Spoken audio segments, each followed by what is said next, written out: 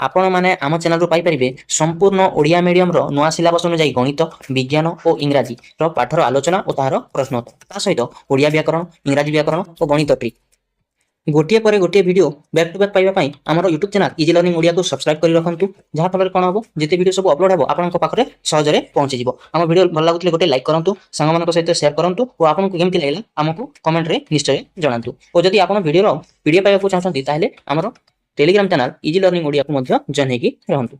Hello hi नमस्कार समस्त को आमर आउ एक नया वीडियो स्वागत।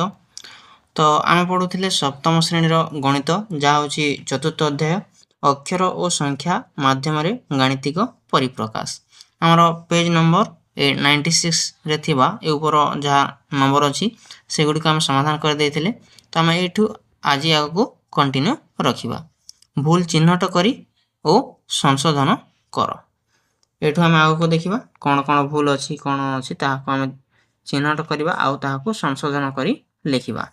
देख कौन अच्छी देखिबा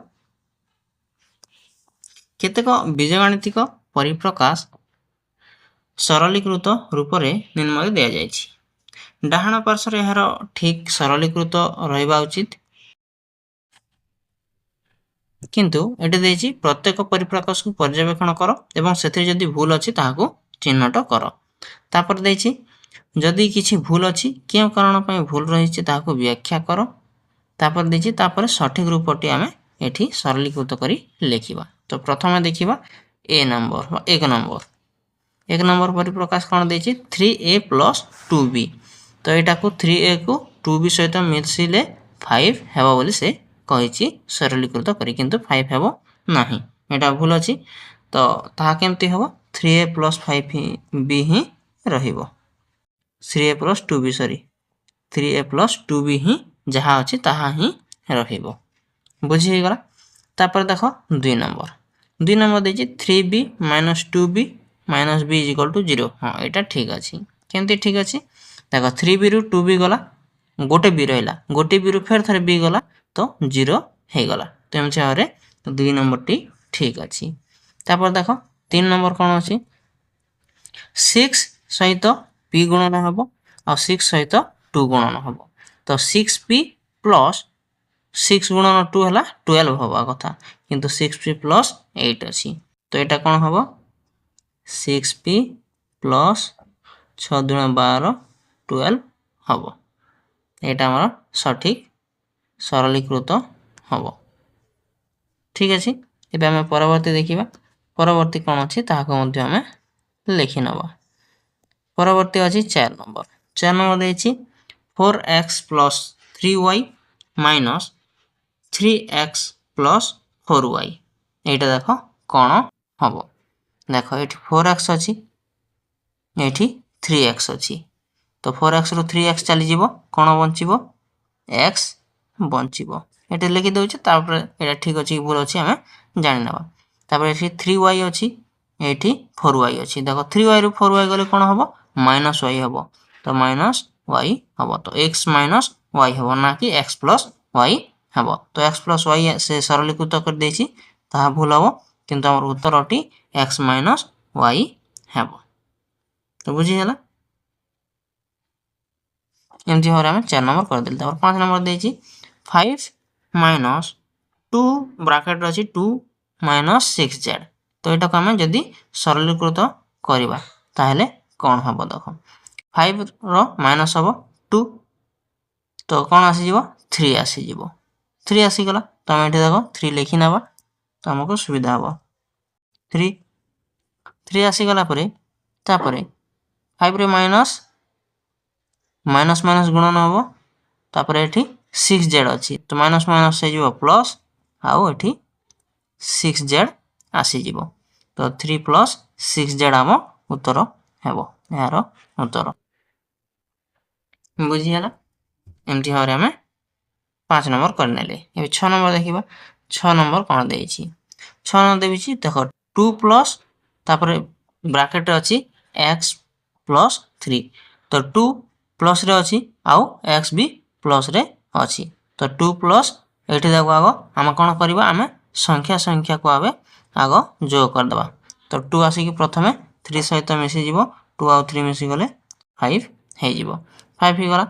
ତାପରେ 2 ଆସିକି ପ୍ଲସ୍ ସହିତ ପ୍ଲସ୍ ପ୍ଲସ୍ ଗୁଣନ ହେଇକି ପ୍ଲସ୍ ହେଇଯିବ ଆଉ x ଆସିକି ଏଠି ଲାଗିଯିବ। ତ 5 ପ୍ଲସ୍ x ଆମର ଉତ୍ତର ହେବ, ନା କି 2x ମାଇନସ୍ 6 ହେବ। ଏଠି 2x ମାଇନସ୍ 6 ଦେଇଛି, ଏଇଟା ଭୁଲ ଅଛି।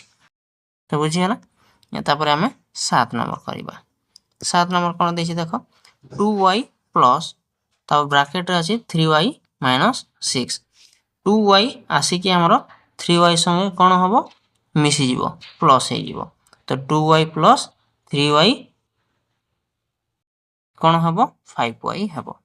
ଏଠି ଲେଖି ନେବା ଆମେ 5y। ତାପରେ 2y ଆସିକି ମାଇନସ୍ 2y ତ ସରିଗଲା, କାହିଁକି ନା ଦେଖ ଏଟା ଖାଲି ପ୍ଲସ୍ ଥିଲା, ତାପରେ ଏଠି ଆସିକି ମାଇନସ୍ 6ଟି ଲାଗିଯିବ। ସିମ୍ପଲ୍ ହେଇଗଲା। ଏବେ ଆମେ ଦେଖ ପରବର୍ତ୍ତୀ 8 ନମ୍ବର ଦେଖିବା। 8 ନମ୍ବର କ'ଣ ଦେଇଛି ବୁଝିବାକୁ ଚେଷ୍ଟା କରିବା। ଆମର 8 ନମ୍ବରରେ ଅଛି କ'ଣ ଦେଖ, ଆମର 8 ନମ୍ବରରେ ଦେଇଛି 7p minus p plus 5q minus 2q। ଏଇଟା ତ ସିମ୍ପଲ୍ ଅଛି। 7p ରୁ ମାଇନସ୍ p ଗୋଟେ p କମିଗଲା ପରେ ଆମର 6p ହେଇଗଲା। ତାପରେ 5q ରୁ ଗୋଟେ 2q ଚାଲିଗଲା ପରେ ଆମର 3q ଉତ୍ତରରେ ଆସିଗଲା। ତ 6p ପ୍ଲସ୍ 3q। ତାପରେ ଦେଖ 9 ନମ୍ବର। 9 ନମ୍ବର ଟିକେ ବଡ଼ ଦେଇଛି, ତାହାକୁ ଆମେ ଟିକେ ସଲ୍ଭ କରିନେବା। ଏଠି ଦେଖ କ'ଣ ଅଛି ଆଉ ଦେଖି ନେବା। 9 ନମ୍ବର 5 ସହିତ ଗୁଣନ ହେବ 2w plus 3x plus 4w। ଏମିତି ନା? ହଁ, ଏମିତି ଅଛି। ତ 5 ସହିତ 2w ଗୁଣନ ହେଲେ ଆମର କ'ଣ ଆସିଯିବ, 10w ଆସିଯିବ। ତ ଏଠି ଲେଖି ନେବା ଆମେ 10w।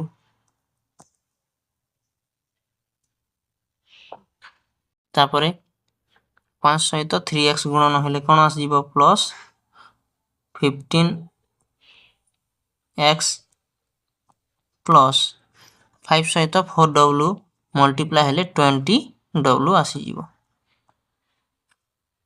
ବୁଝିଗଲା। ଏମିତି ଭାବରେ ତାହାର ଉତ୍ତର ହେଇଯିବ 10w plus 15x plus 20w, ଯାହାକି ଉତ୍ତରରେ ବି ତାହା ଅଛି। ତ ଏଇଟା ଠିକ୍ ଅଛି। ବୁଝିହେଲା। ତାପରେ ଏବେ ଆମେ 10 ନମ୍ବର ଦେଖିବା। 10 ନମ୍ବର କ'ଣ ଦେଇଛି ଦେଖ। 10 ନମ୍ବର ଦେଇଛି 3j plus 6k plus 9h plus 12। ତା ସହିତ ଏଇଟା ଦେଖ ସବୁ ଅଲଗା ଅଲଗା ରହିଛି। ତ ଏଇଟାକୁ ଆମେ କ'ଣ କରିବା, ସବୁଥିରେ 3ରେ j ଅଛି, 6ରେ k ଅଛି, 9ରେ h ଅଛି ଆଉ 12 ଅଛି। ସବୁ ଅଲଗା ଅଲଗା ଅଛି, କିନ୍ତୁ ଏଥିରେ ଆମେ କ'ଣ କରିବା, 3କୁ ଆମେ କ'ଣ କରିପାରିବା, ତାହାକୁ କମନ୍ ନେଇକି ଲେଖିପାରିବା। 3କୁ ଯଦି କମନ୍ ନେଇଗଲା, ତାପରେ ବାକି କ'ଣ ବୋଲିବ, 3 ତାପରେ ଖାଲି j ବୋଲିଲ, ପ୍ଲସ୍ 6k ଅଛି ତ 3ରେ 2k ବୋଲିଲା, ପ୍ଲସ୍ ତାପରେ ଆମର ଆଉ କ'ଣ ବୋଲିଗଲା, ଆଉ 3h 3 3 ଯେ 9h ପ୍ଲସ୍ 4 ଆସିଯିବ, କାହିଁକି ନା 12 ଅଛି, 3 ହେଇଗଲେ 4 ଆସିଯିବ। ତ ଏମିତି ଭାବରେ ଆମର ଉତ୍ତର ଆସିଗଲା, ଯାହାକି ଉତ୍ତର ବି ତାହା ଲେଖା ହେଇଛି। ତ ଏଇଟା ଠିକ୍ ଅଛି। ଆମର ସେ ମଧ୍ୟ ଠିକ୍ ଲେଖିଛି, ସେଥିପାଇଁ ଏଟାକୁ ଲିଭେଇ ଦେଉଛି ଦେଖ। ଆଉ ଏଇଟା ଉପରଟା ବି ସେ ଠିକ୍ ଲେଖିଥିଲା, ତ ଏଇଟା ମଧ୍ୟ ଲିଭେଇ ଦେଉଛି, ଯେମିତିକି ସେମିତି ହିଁ ହେବ। ତାପରେ ଦେଖ 11 ନମ୍ବର କରିନେବା, ଶେଷ ନମ୍ବର। ତ ଏଇଟା କ'ଣ ଦେଇଛି ଦେଖି ନେବା। 4 multiply 2r plus 3s plus 5। ତ 4 ସହିତ ଯଦି 2r ମଲ୍ଟିପ୍ଲାଏ ହେଲେ 8r ହେବ, 8r।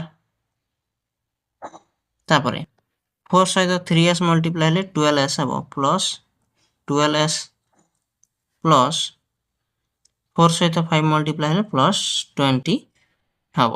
ଏମିତି ଭାବରେ ତାହାର ଉତ୍ତର ହେବ। ଏଇଟା ଭୁଲ ଦେଇଛି ହେଲା।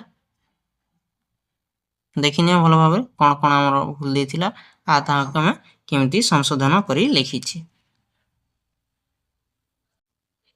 ଭଲ ଭାବରେ ଦେଖିଦେଲ। ଏବେ କ'ଣ ଦେଇଛି ଦେଖ, ସମସ୍ତ ସରଳୀକୃତ ପରିପ୍ରକାଶକୁ ଅନୁଧ୍ୟାନ କର। ଏହି ପରିପ୍ରକାଶ ଗୁଡ଼ିକ ପଦ ସଂଖ୍ୟା ଓ ଅକ୍ଷର ସଂଖ୍ୟା ଗୁଡ଼ିକର ସଂଖ୍ୟା ମଧ୍ୟରେ କିଛି ସମ୍ପର୍କ ଅଛି କି? देख ये देख जिते बड़ बड़ सब पद संख्या अच्छी कि देख सरलीकृत कर सारापर सब केते गुड़ी छोट हो जाऊँगी देख 4 नंबर को देख एत बड़ पद गुड़िक अच्छी आम सरलीकृत करदेला छोट छोट हो आम देखिले सब जगह नहीं केते जगह छोट छोट हो जाऊँगी आम ये लक्ष्य कहीपर तुम लिखि नब ठीक अच्छे आम ए भिडियो को ये रखा आम परवर्ती भिडियो आम 4.5 जहाँ अच्छी संरचना गुड़ी को देख और गणितिक संपर्क को प्रकाश कर एठू आम आग को कंटिन्यू रखा से पर्यंत भल रहतु समस्त को नमस्कार।